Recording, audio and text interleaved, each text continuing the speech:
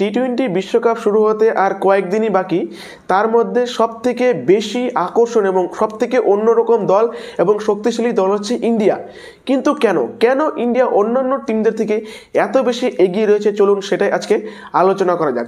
সবার প্রথমে যেটা রয়েছে টিম ইন্ডিয়ার, সেটা হচ্ছে হোম অ্যাডভান্টেজ।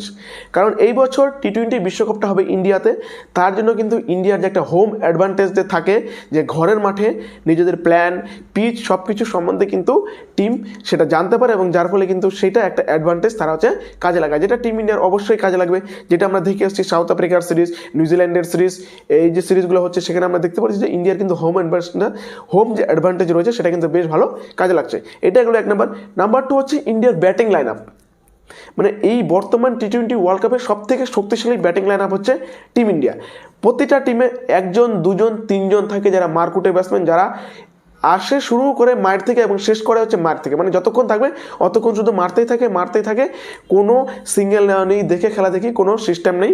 আর ইন্ডিয়া টিমের কিন্তু প্রতিটা ব্যাটসম্যানই একরকম, মানে ওপেনিং থেকে নিয়ে নাম্বার 8 পর্যন্ত যেই কজন ব্যাটসম্যান রয়েছে সবার একই রকম ধারণা এবং একই চিন্তাভাবনা, সেটা হচ্ছে কি আসো আর মারো ছাড়া কোনো গল্প নাই। সিঙ্গেল ডবল দেখে খেলা, 2 ওভার ধরে খেলি, 4 ওভার ধরে খেলি, 5 ওভার ধরে খেলি, এরকম কিন্তু কোনো ভাবনা চিন্তা ইন্ডিয়ান ব্যাটসম্যানদের মধ্যে বর্তমানে নেই। সেখানে আপনি ওপেনিংয়েই রয়েছে আমাদের অভিষেক শর্মা, এবং সম্ভবত টি-20 বিশ্বকাপে ওপেনিং করবে ঈশান কিষান, মানে দুইজনই ধামাদার। ঈশান কিষান কি করতে পারে সেটা আমরা দেখে নিলাম। এই নিউজিল্যান্ডের সিরিজে আমরা যেটা পেয়েছি সেটা হচ্ছে ঈশান কিষানকে পেয়েছি, আর সেটা সত্যিকারে আমাদের একটা ব্লেস, এটা মনে হয় এটা আশীর্বাদ হয়ে আসলো টিম ইন্ডিয়ার, যে এই মুহূর্তে যে ঈশান কিষান কোনো ভাবনা চিন্তা ছিল না, হঠাৎ করে কোথার থেকে চলে আসলো, উড়ে আসে জুড়ে বসলো, এবং একেবারে যেন পারফেক্ট সময় পারফেক্ট ম্যান আমরা পেয়ে গেলাম।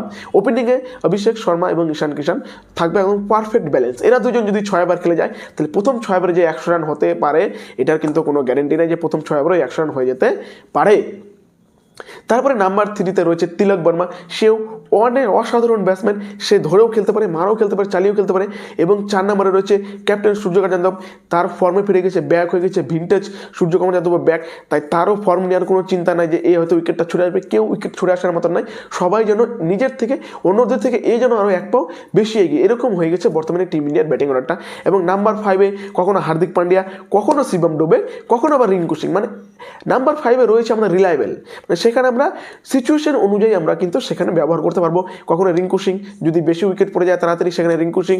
যদি স্পিন বোলিং একটু বেশি, স্পিন বোলিং যদি ধরে ফেলে খেলাটাকে, সেখানে স্পিন বোলিংকে মারার জন্য সেখানে আবার আমাদের থাকছে শিবম ডুবে। এবং হার্দিক পান্ডিয়া যদি আমাদের কাছে ওভার কম থাকে এবং তাড়াতাড়ি রান তুলতে হয় ফাস্ট বোলারদের পেছনে, সেখানে হার্দিক পান্ডিয়া। মানে একেবারে টিম ইন্ডিয়া যেটা সেরা টিম হচ্ছে এই 2026 ওয়ার্ল্ড কাপে। এটা হলো 1 নম্বর যে ব্যাটিং ফ্লেক্সিবিলিটি, এটা গেলো। তারপরে নাম্বার 3 যেটা হচ্ছে সেটা হচ্ছে নাম্বার 8 পর্যন্ত কিন্তু ব্যাটিং। অন্যান্য টিমের নাম্বার 6 পর্যন্ত ব্যাটিং থাকে, নাম্বার 7-এ গিয়ে তাদের থাকে অলরাউন্ডার। কিন্তু ইন্ডিয়ান টিম একটু আলাদা, ইন্ডিয়া টিমের নাম্বার 8 পর্যন্ত ব্যাটিং অলরাউন্ডার, মানে অক্ষর প্যাটেল কিন্তু ব্যাটিং অলরাউন্ডার। অক্ষর প্যাটেল টি-20 বিশ্বকাপ 2024 জেতানোর পিছনে সব থেকে বড় অবদান রেখেছিল। সেখানে তাকে নাম্বার 5-এ প্রমোট করা হয়েছিল এবং সেখানে তিনি একটা দুর্দান্ত ইনিংস খেলেছিলেন। তাই অক্ষর প্যাটেলের উপরেও কিন্তু আমরা ভরসা করতে পারি অ্যাজ এ ব্যাটসম্যান হিসাবে, যে লাস্ট 2 ওভারে যদি 20-30 রান তুলতে হয় সেটা কিন্তু অক্ষর প্যাটেলের পক্ষে সম্ভব।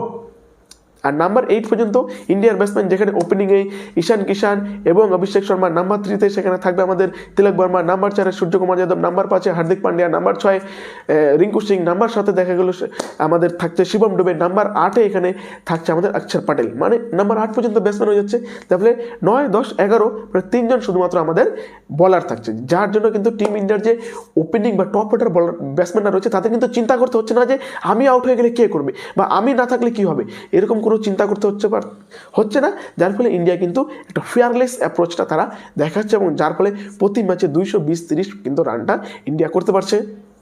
এটা গেলো। এবং তারপর হচ্ছে ইন্ডিয়া টিমের বোলিং ইউনিট, মানে কি বলবো, জাসপ্রীত বুমরা এবং সঙ্গে আমাদের অক্ষর প্যাটেল ফাস্ট বোলিং, এবং তারই সঙ্গে হার্দিক পান্ডিয়া, মানে বেস্ট হতে চলে এই বছর টি-20 ওয়ার্ল্ড কাপে বেস্ট বোলিং অ্যাটাক হতে পারে ইন্ডিয়ারই।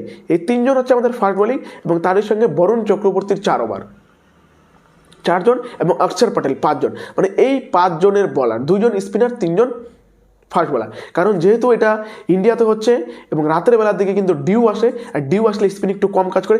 তারই সঙ্গে রয়েছে কি আমাদের ব্যাকআপে কুলদীপ যাদব, আমাদের এটা মনে রাখতে হবে। তাই যে 5 জন যে বলার, যারা কিন্তু 20 ওভার যে কোনো টিমের সামনে ঢালতে পারবে, মানে যে কোনো টিমের সামনে এরা 20 ওভার অনায়াসে করে দিতে পারবে।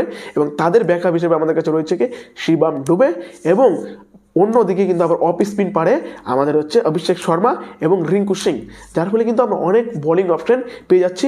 যদি কারো একদিন খারাপ দিন যায় তাহলে কিন্তু আমরা অন্য কাউকে দিয়ে 1 ওভার আমরা সেখানে বের করে নিতে পারবো। এইটা হচ্ছে সবথেকে বড় প্লাস পয়েন্ট টিম ইন্ডিয়ার, bowling unit plus batting unit, আর 8 নম্বর পর্যন্ত ব্যাটিং ইউনিট, এইটাই হচ্ছে টিম ইন্ডিয়ার সবথেকে বেশি প্লাস পয়েন্ট। এবং এর জন্য কিন্তু টিম ইন্ডিয়া অন্যদের থেকে এগিয়ে থাকছে এবং সবথেকে বেশি ফেভারিট থাকছে এই টি20 বিশ্বকাপ জেতার জন্য। এখন দেখা যাক টিম ইন্ডিয়া এই বিশ্বকাপ জিততে পারে কি পারে না। আপনার কি মনে হয় যে টিম ইন্ডিয়া সত্যি 2026 বিশ্বকাপ জিতবে কি জিতবে না? অবশ্যই কমেন্ট করে জানাবেন নিজের মতামত, এবং চ্যানেলে যদি নতুন হয়ে থাকেন তাহলে চ্যানেলটিকে কিন্তু সাবস্ক্রাইব করবেন। ধন্যবাদ।